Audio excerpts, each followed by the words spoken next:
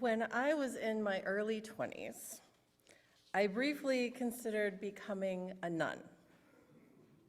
I had known since I was a young girl that I had a calling to ministry, and I was uncertain how to fulfill it. I was living in Milwaukee and attending Marquette University, which is run by the Jesuits. And it was the first time that I had been out on my own, and everything about it felt overwhelming. I longed for the simplicity that a religious community seemed to offer. I wanted remove from chaos, retreat from drama. I craved the companionship of others who shared my values. The vision of life in the Abbey that I held in my head was idyllic and peaceful and predictable.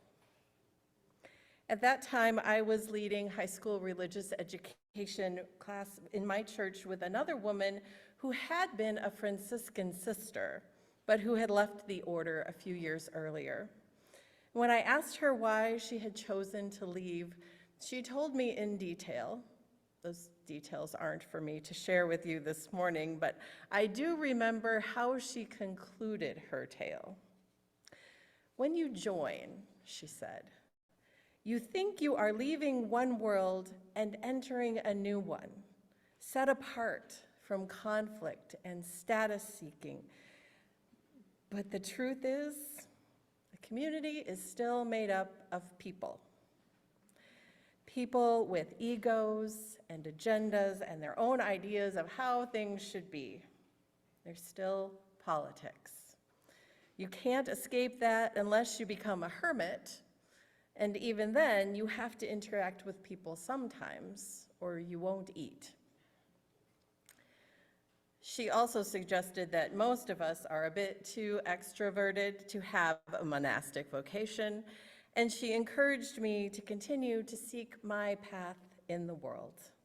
And I have, but I still vacillate between the desire to be a part of everything and the calm that I feel when I am centered and connected to the spirit of life in contemplation and meditation. These past few years have thrown this tension into sharp relief. Our politics have become so ugly and divisive that I regularly want to go on vacation and not come back. I don't want to have to debate or persuade.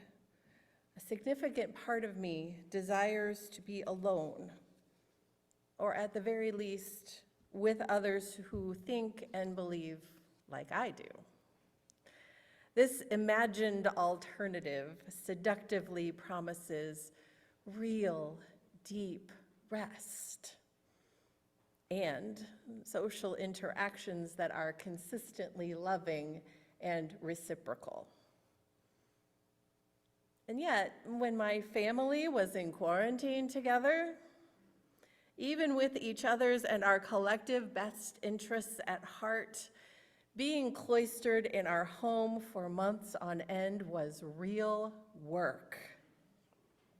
It required the ongoing renegotiation of our family covenant, and we still got on each other's last nerve more often than I would like to admit.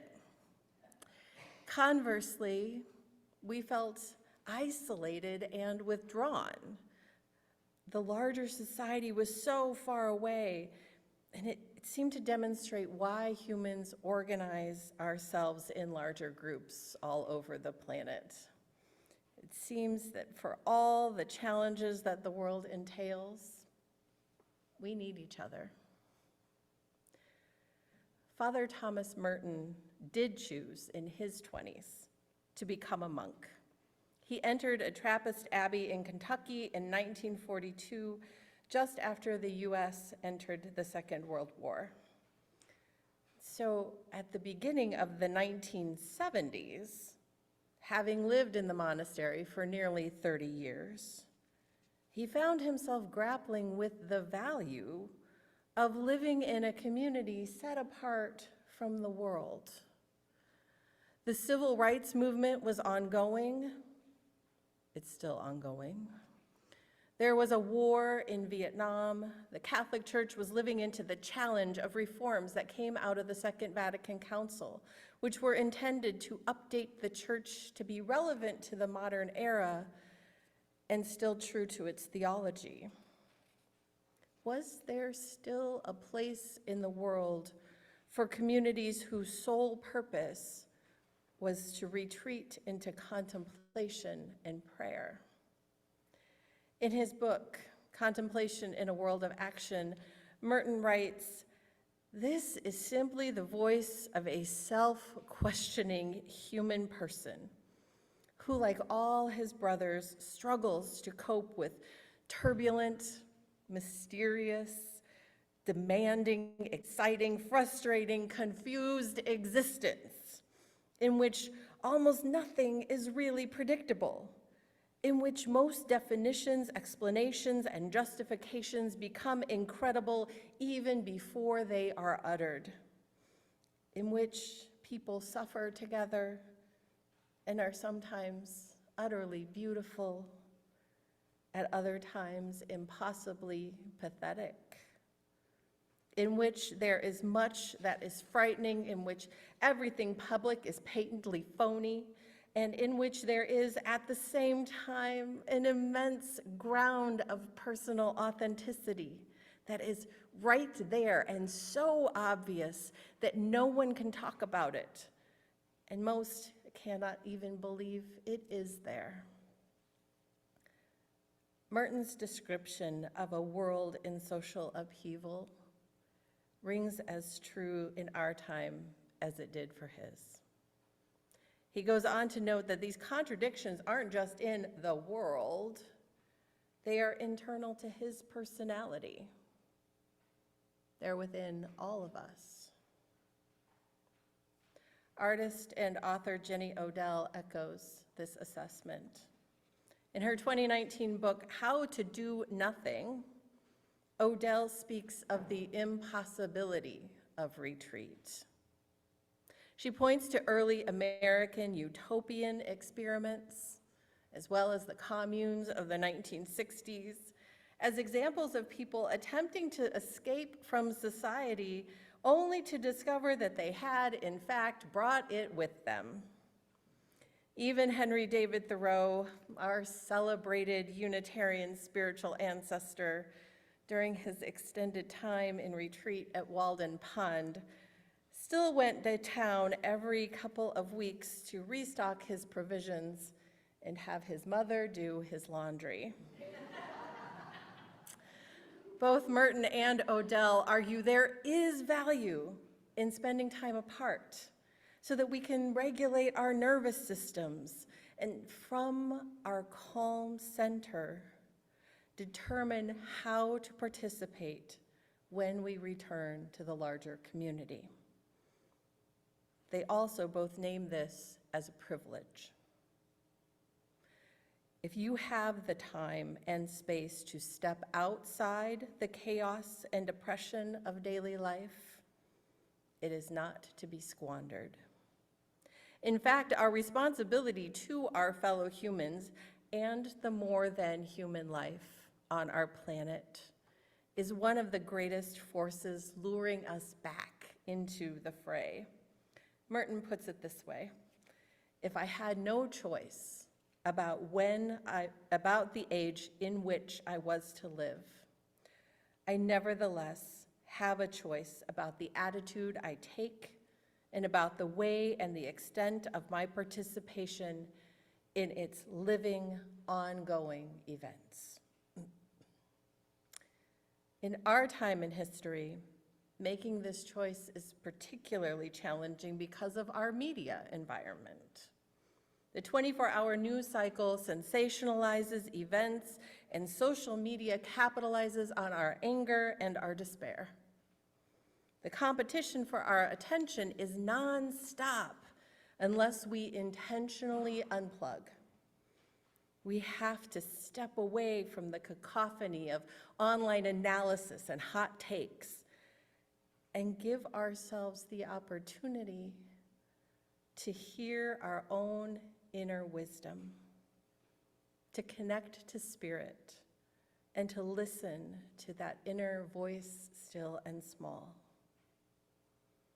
It is in that pause where we regain our capacity to choose which parts of society we will participate in and which we will refuse. Here's how Odell describes it. We absolutely require distance and the time to be able to see the mechanisms we thoughtlessly submit to. Some hybrid reaction is needed. We have to be able to do both, to contemplate and participate, to leave and always come back when we are needed. Standing apart represents the moment in which the desperate desire to leave forever matures into a commitment to live in permanent refusal, where one already is, and meet others in the common space of that refusal. So this then is the role of spiritual community. Although some may be called to the monastic life, for most of us, our congregation is that place of pause, of connection, of renewal.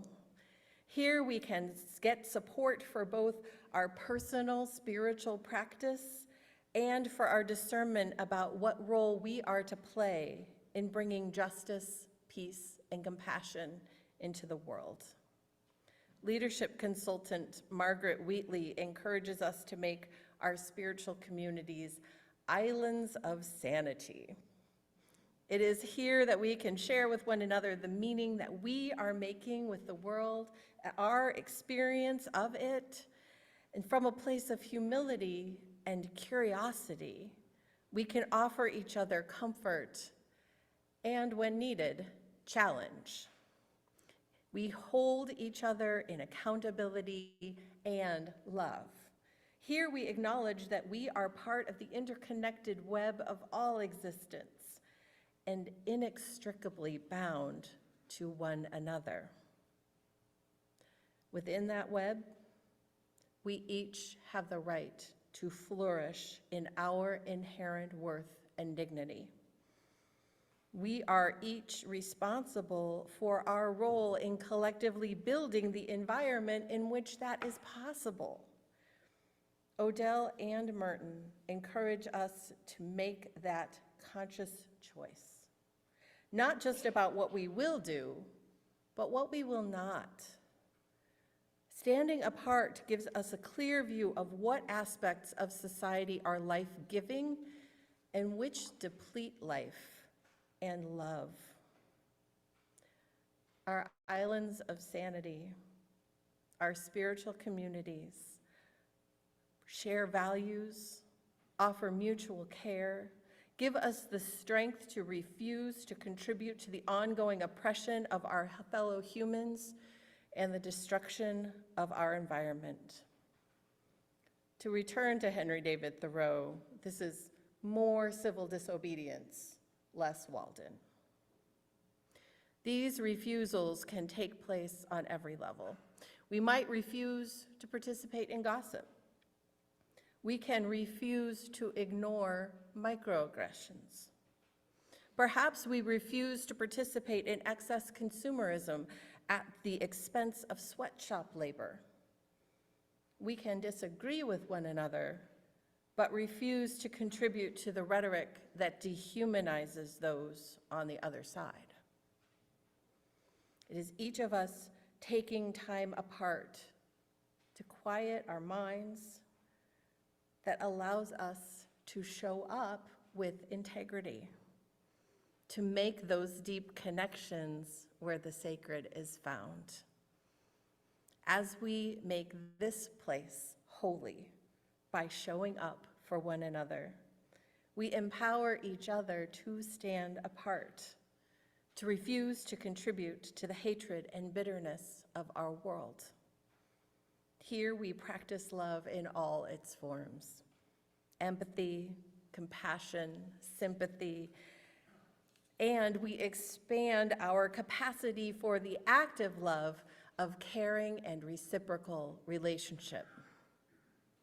Here, we renew and prepare so that we can live with that same integrity in the wider world, so that we can find the joy and beauty to be had there without being swept up in the fear and despair.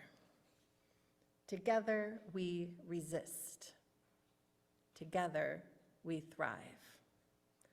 May it be so.